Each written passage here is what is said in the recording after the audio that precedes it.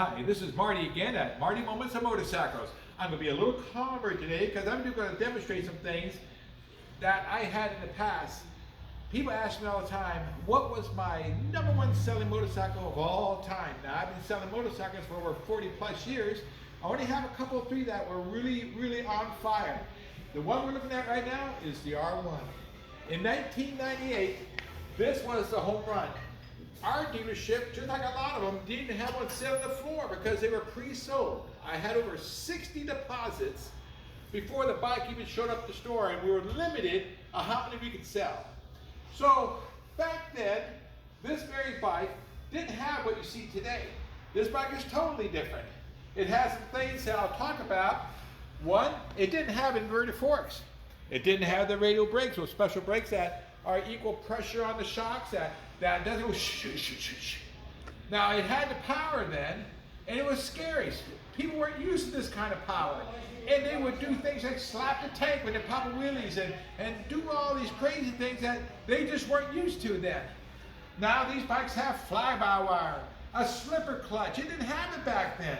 This bike is way ahead of its time from when it was first came out. It looks alike, the same bike basically. We got rid of the snake eyes in the front, but the bike itself has the R1 stamp right all over it. Now, the second most popular bike the next year was the R6. This was a home run of biblical proportions. You had a bike then that didn't have inverted forks, radial brakes, it didn't have a slipper clutch, it didn't have the power this has today, it didn't have the cross-crank firing, it didn't have any of that stuff. It didn't have a motor that was go 26,600 miles between valve adjustments. It didn't have any of that. But it was new and fresh and fast. And that's what sold this little guy. This was a most popular bike, second only to the R1. And back then, if you were anybody, you knew this. So now when I wrap this up a little bit, this bike is still very popular. And it doesn't have the same what they did back then when there wasn't anything to compare it to.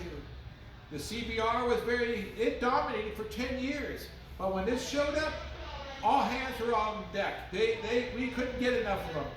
So anyway, when you're out shopping, sometimes there's a history behind a bike that makes it still the best bike in America today for the sport guy. And thank you again for watching my Instagrams and my YouTubes. I appreciate every one of you who watch it and like these little segments. Hopefully do many more for the new year. And thank you again.